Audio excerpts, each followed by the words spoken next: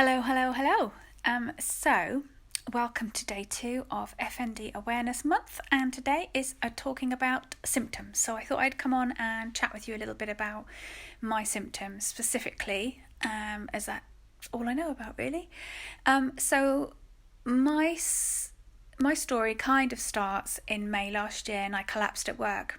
And I'd been ill quite a lot in the run-up to that. So I think I was ill in January, March and May, or February, March and May, with 3 quite nasty illnesses. And I was in the middle of a chest infection when I collapsed at work.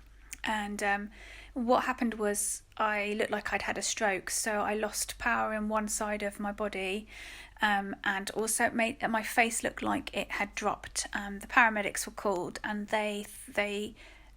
it was them that said that they thought it was first signs of a stroke. So I was then taken in an ambulance to hospital. But when I got there, it turns out that they didn't think that it was a stroke. It's quite a long story, really. But basically, the symptoms I had was really severe tremors, seizures that look like epileptic seizures but are non-epileptic in nature. So they're not driven by an electrical disturbance in the brain. And I stopped being able to walk in May last year, and I haven't really regained that at all. That said, I do have some days where I have more power in my legs than others. Some days I can weight bear if I'm very much supported in my upper body. I can weight bear a little with my on my legs. There are other times I can't stand at all. My legs are completely dead, and along with that paralysis comes bowel issues, bladder issues, everything that you would expect with spinal cord injury. Paralysis comes with the functional paralysis. In my case, everything I'm talking about is in my case. And so one of the things that I really wanted to stress about the symptoms of FND is the unpredictable nature of them. You never know what you can and can't do. It's not like you say, well, okay, I can no longer do X, Y, Z, because you may be able to do it today and not tomorrow, and then again the next day you can. You don't ever know, and there doesn't always seem to be a trigger as to when you can't do those things. Everyone's experience is different. For me, I haven't walked properly since May last year.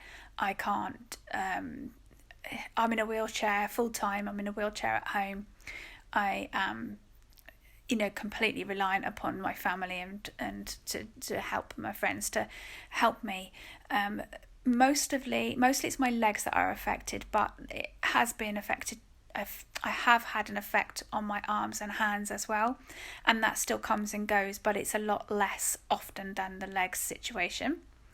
The other thing I really wanted to talk about was symptoms, which is one of the controversial, or I don't know if controversial is the right word, but is one of the things that, as somebody who has FND, it's the thing you want to scream from the rooftops, and that is there is no control over these symptoms. Because there is no structural problem in the brain, people assume that you are in control of your abilities to walk, or you're in control of your seizures, or you're in control. People have functional blindness and hearing loss. So this is something that affects every part of the body, because the brain affects every part of the body. And what happens is the automatic side of your control is shut off when you have FND. So just like when you're breathing, if you're automatically breathing. However, you can take over control. If you say are doing meditation, for example, you can control your breathing. But if something happens to snap your attention away from that, your automatic side kicks back in, and that doesn't happen with FND. Your automatic side is closed off, and the brain decides when it's going to turn it on and when it's going to turn it off. It may turn it on and off regularly. It may turn it on and it stays on. It may turn it off, as in my case, and it's been switched off since May.